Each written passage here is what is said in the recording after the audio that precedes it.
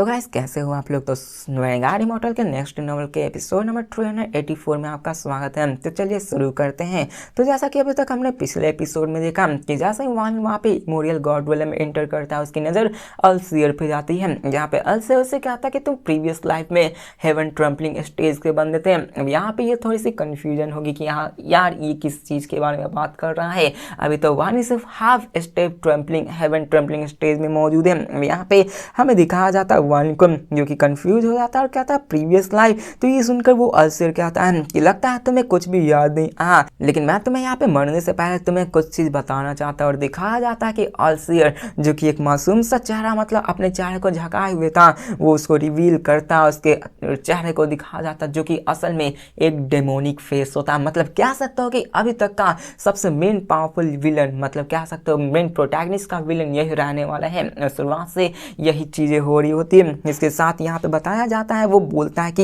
ये immortal astral continent exist ही नहीं करता है, असल में ये तुमने अपने ड्रीम से बनाया है। इनफैक्ट असल में ये डिफाइनिंग अर्थुलम का एक वॉर्ड, एक खाली हिस्सा है जो कि तुमने बताया है। अभी देखकर तो वानी भी हैरान हो जाता है कि क्या एक वॉर्ड। तो ये सुनकर वो बंदा कहता है कि तुम मुझ पर विश्वास नहीं करते, ऐसा इसलिए क्योंकि तुमने अपने मेमोरीज को रिकवर नहीं किया है। ये पिटफुल है कि ये ओल्ड मैन तुम्हें उस मेमोरीज को रिकवर करवा भी नहीं पाएगा। जिसके बाद वो कहता है कि चलो मैं तुम्हें बताता हूँ कि यूनिवर्स 4 मेजर रिलम्स में बटे हुए हैं, जहाँ पे हर एक रिलम्स डिफाइनिंग अर्थ रिलम में तब्दील है, जहाँ पे हर एक रिलम में एक ट्रेजर मौजूद है। और वो ट्रेजर्स में असल में है डिफाइनिंग अर्थ रिलम में बाउंड्री कंपास है, जो कि असल वही वहाँ पे एक ट्रू ट्रेजर्स मौजूद होता है, जो कि असल में एक वर्ड एक्सटेंशन ट्रेजर होता है। मतलब जो बाउंड्री कंपास वहाँ पे एक बंदा आकर ओल्ड मैन मांगने आया था ना वांगलिन से, उसी बाउंड्री कंपास के बारे में बात की जा रही है, जहाँ पे वो कहता है कि यही इमोरियल गॉड रिलम में यही बाउंड्री कंपास होती है।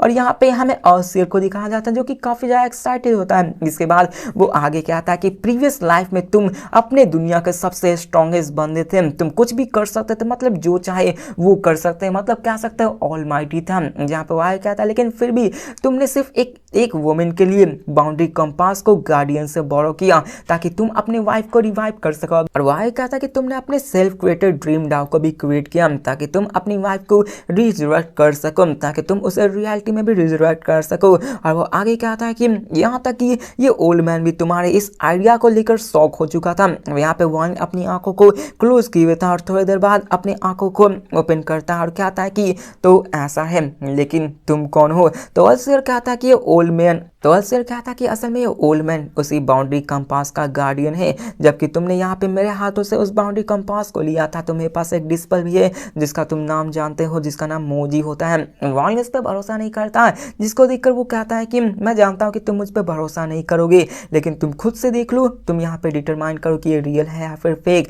वहाँ पे वो ब्लैक वॉर्टेक्स अपीयर होती है, जहाँ पे वान अपने दूसरे वर्जन को देखता है, जहाँ पे वो अपने एक बॉडी को होल्ड करके आसमान में दहाड़ लगा रहा होता है, जहाँ पे वो अपनी वाइफ को रिजरेक्ट करने की कोशिश कर रहा होता है। जहाँ पे कह सकते हो तो वो अभी सबसे ज़्यादा पावरफुल हो चुका होता है। ये उसकी प्रीवियस लाइफ की एक मेमोरी होती है, जहाँ पे वो उसको दिखा रहा होता है, ये वही बातें कह रहा होता है कि अगर मैं यहाँ पे सक्सीड नहीं हुआ तो मैं यहाँ पे खुद को भी मार लूंगा और अपने उसी रीइंकार्नेशन चैनल के अंदर फंसा कर इंटरनेटी के लिए रह जाऊंगा। वान इसको देखता है और यहाँ पे उसकी तरफ देखता है। अल्सियर भी कहता है कि तुमने इसी चीज़ को करने के लिए ये सब चीज़ किया, तो चलो बताओ कि आखिरकार ये तुम्हें सच लगा है या फिर नहीं। इसके बाद वो वान की तरफ देखकर फिर से कहता है कि ये सच भी हो सकता है, ये झूठ भी हो सकता है। बाउंड्री कंपास असल में डिफाइनिंग अर्थ रिलम का एक वर्ड एक्सटेंशन ट्रेजर से, जिसको कि तुम कुछ चीज से भी बदल सकते हो, लेकिन तुम्हारे पास ये अपॉर्चुनिटी नहीं है। और वान उसकी तरफ देखकर कहता है कि आखिरकार ये ब्रिज क्या है। तो वहां पे वो बंदा कहता है कि बाउंड्री कंपास हेवन ट्रम्पलिंग ब्रिज असल में एक हेवन ट्रम्पलिंग ब्रिज की एक ट्रू बॉडी है, जो कि असल में तुम्हें एक सर्टेन लेवल तक पहुंचने के बाद मिल सकती है, जिससे कि तुम अपने आप को पावरफुल बना सकते हो। अब यहाँ पे आप लोग कंफ्यूज हो रहे होंगे कि यार चल क्या रहा है यहाँ पे। तो यहाँ पूरी एक और एपिसोड है, उन तक आपको क्लियर हो जाएगी हर एक चीज। जहाँ पे वान को दिखाया जाता है जो कि अल्सियर की तरफ देखकर कहता है कि तुम हेसिटेट कर रहे हो, आखिरकार तुम यहाँ पे ये सारी चीजें क्यों कर रहे हो, आखिरकार तुम्हें कैसे बंदे को क्यों जगाने की कोशिश कर रहे हो। तो ये देखकर अल्सियर के एक्सप्रेशन काफी ज्यादा चेंज हो जाते हैं, क्योंकि यहाँ पे वांगलिन उसको कुछ कहने लगा था। अब वांगलिन अल्सियर की तरफ देखकर कहता है कि तुम हेसिटेट कर रहे हो ना, यही सोच रहे हो ना कि आखिरकार यहाँ पे मैं उस नीड से जाग क्यों नहीं रहा, क्योंकि यहाँ पे देख लो वानी अभी के फिलहाल अपनी नींद में होता है, मतलब अपने ड्रीम डाउ में मौजूद होता है और असल में उसे ड्रीम में ही मारने की चक्कर में होता है कि उसको अगर ड्रीम में यहाँ पे मार दिया जाए तो असल में वो यहाँ पे उसके बॉडी पे कंट्रोल कर सकता है। यहाँ पे वानी कहता है कि तुम यही ना सोच रहे हो कि यहाँ पे अभी तक कुछ भी हलचल क्यों नहीं हुई। तो ये सीखकर अर्सियल के एक्सप्रेशन पूरी तरह से चेंज हो जाते हैं और वो कुछ कदम पीछे हो जाता है। उसकी आंखों से विश्वास ही नहीं हो रहा था कि ये सब कैसे हो रहा है। जहाँ पे हमें बताया जाता है कि यहाँ पे वो कहता है कि तुम कुछ तो गलत है। मुझे याद है हमेशा कि तुम जैसे ही बाउंड्री कंपास को लेकर यहाँ पे इंटर करते हो तुम अपने ड्रीम डाउ में अवेकन हो जाते हैं। ऐसा कई दफा हो चुका है लेकिन अभी ऐसा क्यों नहीं हो रहा है। अब वानी उसकी तरफ देख कर कहता है कि तुम असल में इस कंपास के गार्डियन हो ही नहीं, क्योंकि यहाँ पे कुछ ना कुछ तो मिस हो रहा है। अब ये सुनते ही मानो बंदे की दिल की धड़कनें रुक जाती है, क्योंकि वानी ने कुछ ऐसे ही बात कर दी होती है। यहाँ पे वानी कहता है कि यहाँ पे तुम अभी तक हेसिटेट कर रहे हो। मैं यहाँ पे हेसिटेट भी कर रहा था जब तक कि मैंने 7 कलर स्नो माउंटेन दूसरी दफा नहीं देखा। यहाँ पे मुझे ऐसा तो लगा कि कुछ ना कुछ तो गलत है और मेरे मन में एक क्रेजी आइडिया बॉर्न हुई। जहाँ पे वो कहता है कि मुझे डर था कि मैं फेल हो सकता हूँ, मैं यहाँ पे अपनी वाइफ वानर की सोल को रिजरेक्ट करने में से फेल हो सकता हूँ,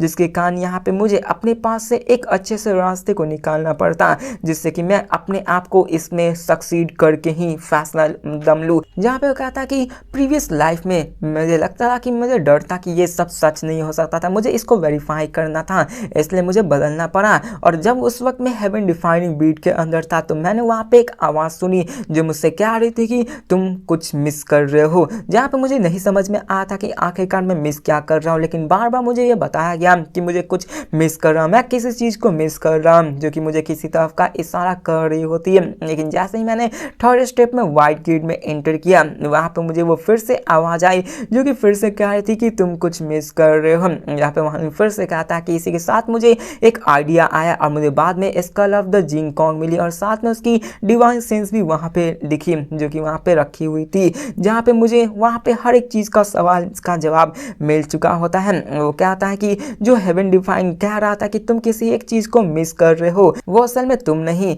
यहाँ पे तुम इसके गार्डियन नहीं बल्कि तुम इस ट्रू ट्रेजर्स बाउंड्री कंपास के ट्रेजर स्पिरिट हो। मतलब कि यहाँ पे वानी उससे कहता है, मतलब यहाँ पे आने के बाद वानी से उस बंदे ने कहा था कि मैं इस कंपास का गार्डियन हूँ, मुझे कंपास दे दो।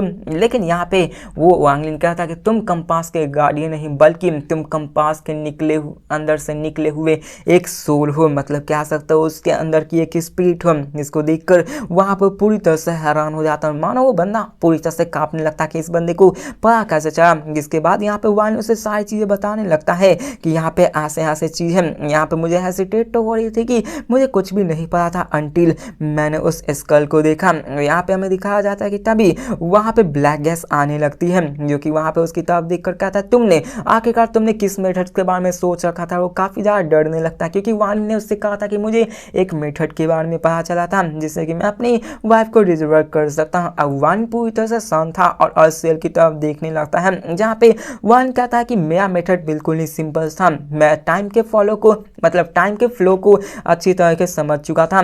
तुम जानते हो मेरी जो स्लाउटर अवतार है वो भी कंप्लीट हो चुकी है, मैं टाइम फ्लोइंग टाइम स्पेस को भी अपने पावर्स के साथ यूज करके अपने आप को पास्ट में भी भेज सकता हूँ और मैंने उसी अवतार को पास्ट में भेजा। मतलब देख रहे हो यहाँ पे वानी ने अपनी पावर्स का यूज करके अपने एक अवतार को पास्ट में भेज दिया, जहाँ पे उसे ड्रीम से मदद से हर एक चीज उसे पता चलने लगी, जहाँ पे उसे हर एक चीज क्लियर मिल जाएगी कि यहाँ पे उसके साथ क्या क्या। और वो बताता है कि ये इमॉर्टल एस्ट्रल कॉन्टिनेंट कोई ड्रीम नहीं है, नहीं एक इल्यूजन है। मैं वांगलिन मैं री इनकारनेट नहीं हुआ, मैं प्लैनेट सुजाको में बॉर्न हुआ और मैं अभी यहाँ पर आ चुका हूँ। और वो ऐसे ही उसकी तरफ से कहने लगता है, जहाँ पे वो कहता है कि मुझे नहीं पता कि आगे का मैं वो स्लाउटर अवतार अभी जो पास में मैंने भेजा था वो अभी कहाँ है और मुझे जानना भी नहीं है, लेकिन मैंने वहाँ पे जिंग कॉन्ग के स्कल को देखा है जहाँ पे मैंने उसके डिवाइन सेंस में भेजा था, डिवाइन सेंस को देखा जहाँ पे मुझे ली मुआन को अवेकन करने का मेथड मिल चुका है और इस टास्क को करने के लिए मैंने अपने डिवाइन अवतार को पास्ट में भेज रखा था,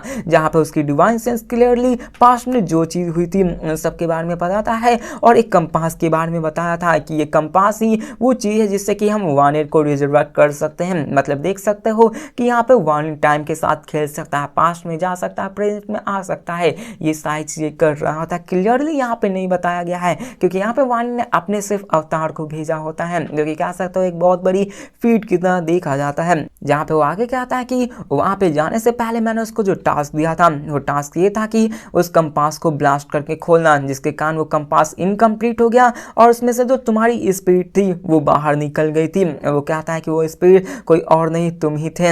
यह देखकर वो पूरी तरह से बंदा हैरान हो जाता है और कहता है इम्पॉसिबल। जिसके बाद वॉर्न कहता है कि यही मेरा मेथड था, यहाँ पे मेरा ये प्लान था कि मैं तुम्हारे स्पीड को उस बाउंड्री कंपास से रिलीज करूंगा, जिसके बाद मैं तुम्हारे एसेंस को यूज करके अपनी वाइफ को रिजरेक्ट करूंगा। आप देखो कंफ्यूज हो गए होंगे क्योंकि यहाँ पे लास्ट इस सीरीज है और यहाँ पे कुछ रश करके सारी चीजें कर दी गई। तो चलो एक बार फिर से रिकैप करके बताया था हम यहाँ पे हुआ क्या। तो देखो यहाँ पे होता क्या है, यहाँ पे वान अपने पास सेल्फ को अवतार को पास्ट में भेजता है ताकि वो पता लगा सके कि आखिरकार उसकी वाइफ को रिजरेक्ट कैसे किया जा सके, क्योंकि यहाँ पे वान यही चीज तो करना चाहता था ताकि वो अपनी वाइफ को रिजरेक्ट कर सके। उसका एक ही मकसद होता है जिसके कारण उसकी अवतार पास्ट में चली जाती है, वहां से उस हेवन डिफाइनिंग मतलब उस कंपास को लेती है, उस गार्डियन से उस कंपास को मांगता है, जिसके बाद उस कंपास को तोड़ दिया जाता है, कह सकते हो टूट चुकी होती है, जिसके अंदर से वही स्पीड बाहर निकल चुकी होती जो कोई और नहीं शेर होता है। वन का यही प्लान होता है कि वो उस कंपास से निकली हुई स्पीड को यूज करके उसके एसेंस को यूज करके अपनी वाइफ को रिजरेक्ट कर सके, क्योंकि वो कंपास असल में एक ट्रू ट्रेजर था और ट्रू ट्रेजर की जो स्पीड होगी वो कमजोर तो होने वाली नहीं थी, जो कि वही उसका प्लान होता है। तो इसी के साथ ये एपिसोड खत्म होती है, तो मिलते हैं नेक्स्ट वीडियो में, तब तक के लिए बाय। और ये आखिरी एपिसोड होने वाली, तब तक के लिए बाय।